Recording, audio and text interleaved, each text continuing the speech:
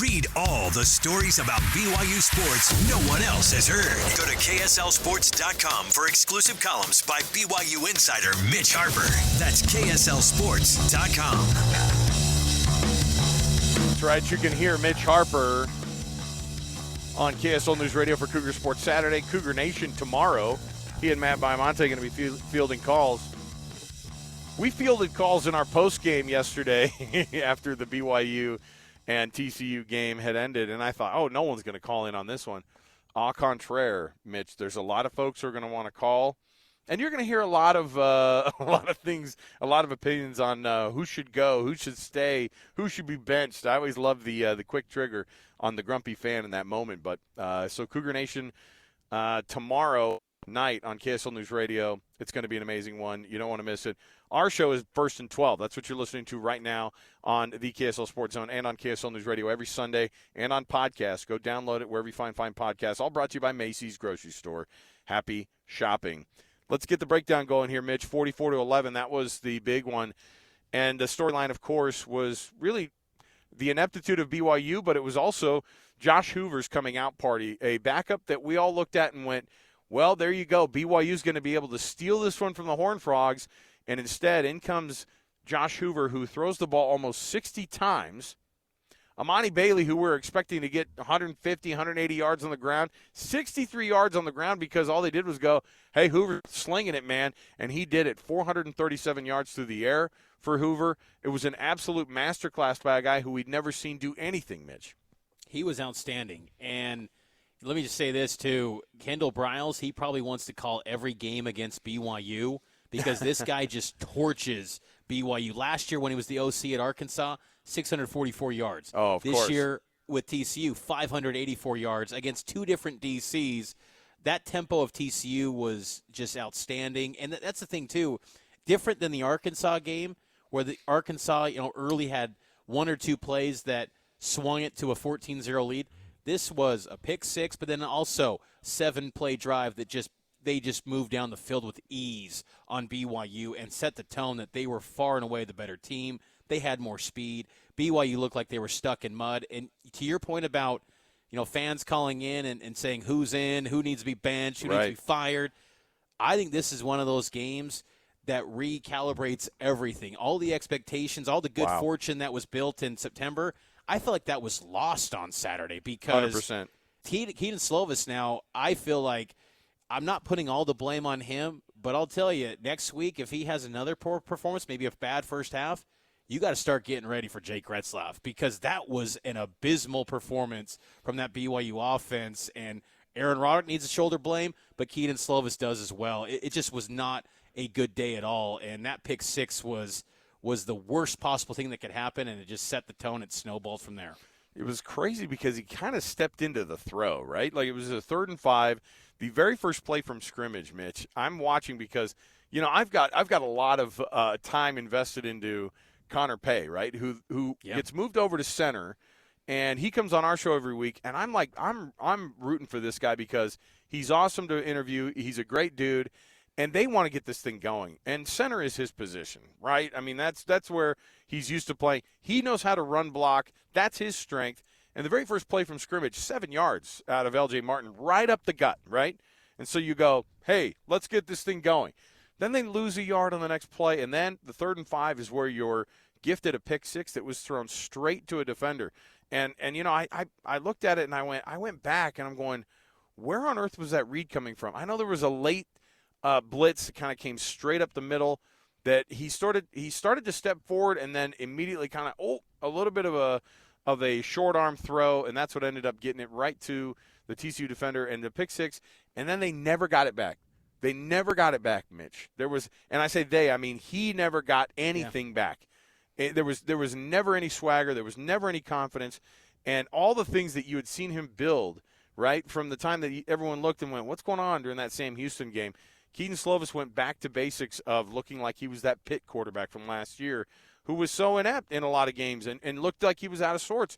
And it was weird because they prepped so much for this game. I know Kalani, who we're going to hear from, made mention of that they had prepared so much for this game. But I want to throw some numbers out there, Mitch, because I wanted to bring some things up that were like a shock to me. I like looking into some of the crazy numbers.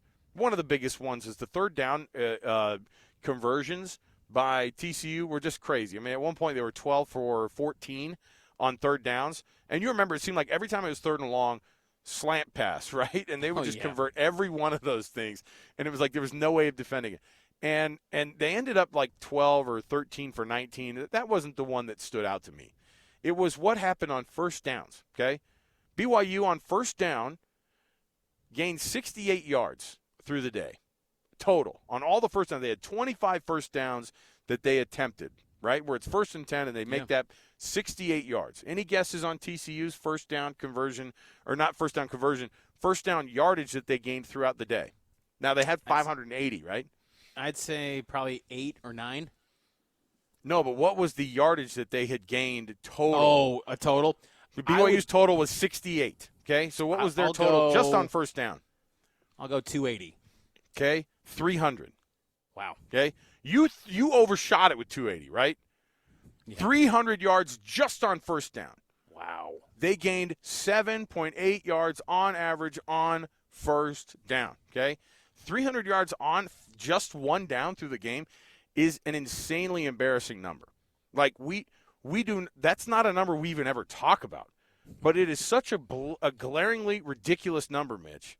And I'm fired up about it because it's so embarrassing. Like, to give up that many yards, you're never going to get that back. You're never going to have a time of possession battle. You're never going to have any kind of, like, that means you didn't stop anything. If you can't stop it on first down, you didn't stop anything. And they didn't. And the only times that they did were self-inflicted penalties or the 2 turnovers that they had, which they immediately got right back. You know, it's like Eddie Hecker gets a pick. Who cares?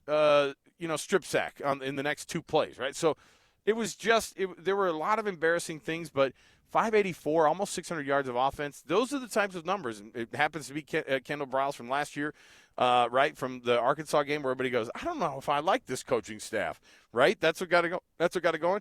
And certainly there's a lot that you're going to look at. I'm not the guy that goes change the coaching staff, but I am one of those guys that goes, hey, exactly what you said. You nailed it. This reset everything. Like, it's coming out of a timeout. The bye week is like coming out of it, and having a performance like this is coming out of a TV media timeout and having 2 false starts in a row. Like, it is absolutely embarrassing, and it's not a good way to get things going. I know 4-2 sounds okay, but it feels worse right now. It does. And here's another stat for you, too, Alex, to highlight the issues for BYU. Stop rate. Those are when defense is in drives with a opposing punt, interception, a forced fumble.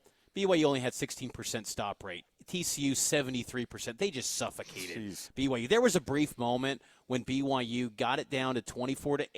They had that 4th down conversion with Chase Roberts, and you thought for a moment maybe BYU could make this interesting. But then TCU, to their credit, moved down the field next drive, and they put their foot on the gas and scored. That, to me, was one of the more impressive possessions from Hoover and this TCU attack. They just moved at will on BYU, and I think – with the coaching staff, that was an inexcusable performance for Kalani's team to come out of a bye when you're well-rested. And TCU was the team that was reeling. They were the ones that had their backs against the wall. They lacked any sort of identity. Their head coach saying they're not playing winning football. BYU is. And that's how you come out and play. That's just inexcusable. And you brought up Connor Pay. I am glad that they switched Connor Pay back to center because you're right, Alex. That is where his future, if he's going to make money in the NFL, it's going to be at center. But why is it happening now? In the springtime, he takes every snap at center while Paul Miley's out with an injury. And you would think at that moment, okay, he's had all that continuity with Keaton Slovis at the center position.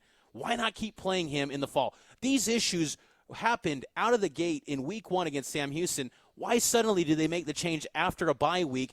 Look, I admire the thought to change things up, but it's like, why didn't you make these changes sooner? Because now you're at the midway point, and it feels like you got to make some changes again. Daryl Funk, the offensive line coach, his seat's got to be turning up a little bit. It has to, because once you make this sort of change and it still doesn't work, man, what else do you turn to? I know Kalani doesn't make changes on the staff in season. He never will. Mm-hmm. But that position, they've got talent, and they're underperforming at such a high level. Like, it's just got to get better, Alex. And that is where it all starts for BYU, is at the offensive line. That is the core of the problems, and they are underachieving. It was a mess most of the day. It felt like they were not just playing from behind, but it felt like it was really just an uphill battle. They were never going to win.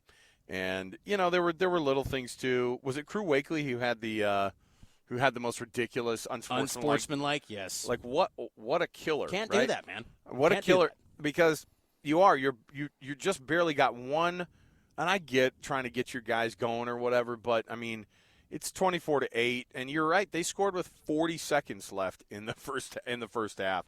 Like, scoring – okay, I'm going to bring something up here before we get out. I know we're going to take a break here before we get to Kalani's comments in the next segment, but I couldn't help but draw the comparison to the Oregon game last year. In the sense that they go in, because I think at the end of the third quarter last year it was 38-7. I went back and looked at the end of the third quarter in Oregon, because it was a game that was from the beginning they were outplayed, right? It just was. They walked into that place and it was like, hey, there's some hope here. And I'll tell you what, you remember this? I mean, Yes. You were there in Eugene. It was one of those games that not for 1 second did you feel like BYU had something going. And again, same thing at the half. They score right before the half. It makes it it was just an unachievable goal. Like, you just knew that they did not have any ability to be able to come back from the numbers that they had when it was 31-8. We're looking around at the studio. We're going, I don't know how to talk about this. And the unfortunate thing is, in a game like that, you talk about how ridiculous and how bad the numbers were. All right, we'll take our break. We'll come back. We'll listen to some Kalani Sitake quotes and some of his podium talk and some of the questions that they fielded, including some that Mitch threw out there. But we've got it all right here. Now we got mad, Mitch. What's going on here? We're supposed to have. I know it was a bad game yesterday, but we're supposed to forget about it. Let's have some fun on a Sunday, can't we? Or is it not possible? We can have some after a fun. game like that? That Big 12 power ranking is just around the corner. That's a lot of fun. Okay, that will be fun. All right, we'll come back. More to go. It's all brought to you by Macy's. Happy shopping. They bring you First and 12 every week right here. So appreciate their sponsorship. We'll come right back. More to go around the corner. Stay with us.